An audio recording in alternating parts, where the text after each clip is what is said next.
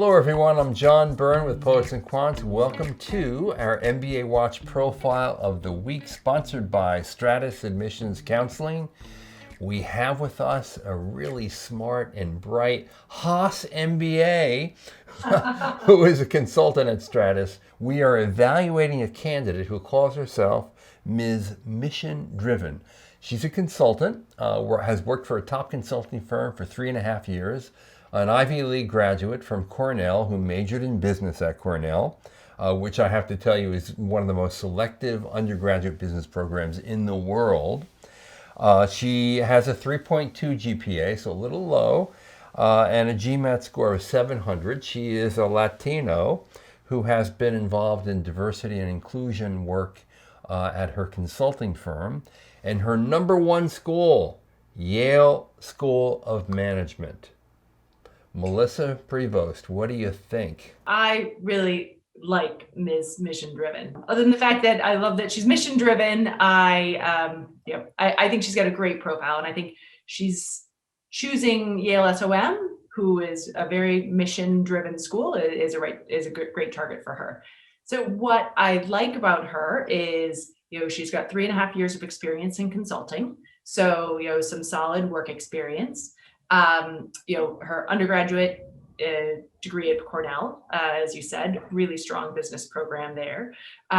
She mentions that she's been published, doesn't give us details, but I think that's really interesting, and has been involved in the DE&I, diversity and inclusion at work, which I think is something that we're all looking at. How can we expand and improve on? So I think she's got a lot of interesting things in her background. She's got some strong extracurriculars, working within her community as well as. And her track record at work is exceptional. She says she's been promoted every year. Very much so. In a top consulting firm and seeing that trajectory, she's really can show that leadership potential. And you can't do much about your GPA. I mean, a 3.2 is a bit low for Yale at School of Management. I think the average at Yale is more in the 3.6, 3.7 range. Yeah.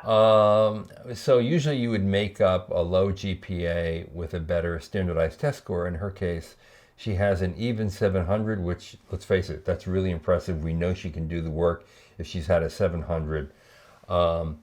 But yet on the averages, that would also be below Yale's class average for the GMAT score.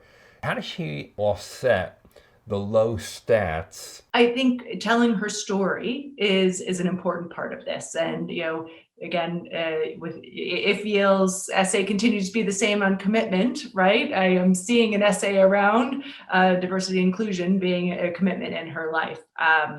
I also, looking at the 80% range, so we talk about averages, but also 80%. She's within that 80% band for the GMAT. Good point. She is a little low on the GPA, and I'd love to understand a little bit more of the story behind her GPA. Were there specific courses that she had challenges with? If those were quant-based courses, and not knowing the balance of where that 700 quant and verbal is, if she had some opportunities from a quant side, then really talking up the quantitative work that she does would be something to add into her story, as well as potentially taking another course in a math for management course or MBA math, something like that. Now, her interest in Yale is clear. I mean, we know that Yale from the very beginning was a school that said we're going to create leaders for both the private and the public sector. Yeah. And as an MBA program, I think that they accept and put out more people in nonprofit, government, mission-driven organizations than any other business school, probably in the world in terms of their elite stature. Right. So we know why she's applying there. She doesn't list any other target schools. Shouldn't she be hedging her bets? I never like to see a one-school strategy. So glad that you saw that as well. I mean, there are some other really strong schools that I think have a mission-driven base. Schools that come to mind are Tuck, Fuqua on the East Coast. She's willing to go to the Midwest. Ross, I think, might be a really interesting option for her, as well as, if she wants to go to the West Coast, I have to give a shout out for my alma mater. I think, with their efforts in diversity and inclusion are very strong, and could maybe give her a diversity of coast. Absolutely. Now, she's a woman and she's URM, underrepresented minority. Those are pluses as well for this candidate, and her interest in, I'm telling you, diversity and inclusion right now, that is very hot. Absolutely. And the fact that she's actually doing it in a top consulting firm, I think bodes very well for her, right? Absolutely. And she should consider applying through the consortium. Being a Latina herself, as well as supporting the mission of the consortium, might be an interesting option for her to look at as well. I don't think she has a problem in applying to Yale, but I'm thinking that if she has a higher GMAT, she'll get more money. A fair point to bring up, and I agree with you. I think that it's for her demographic, and in Yale's range, I think it's a solid score. She could probably increase her scholarship potential if she had a higher GMAT. Okay, Melisa, bottom line, what are her odds at Yale? I would bet on this candidate, yes. All right, Melisa, what a pleasure. Thank you so much for your assessment. It's right on target. Thanks, John. So there you have it. You have a really good candidate here, below average scores, but terrific work experience and a really good story to tell.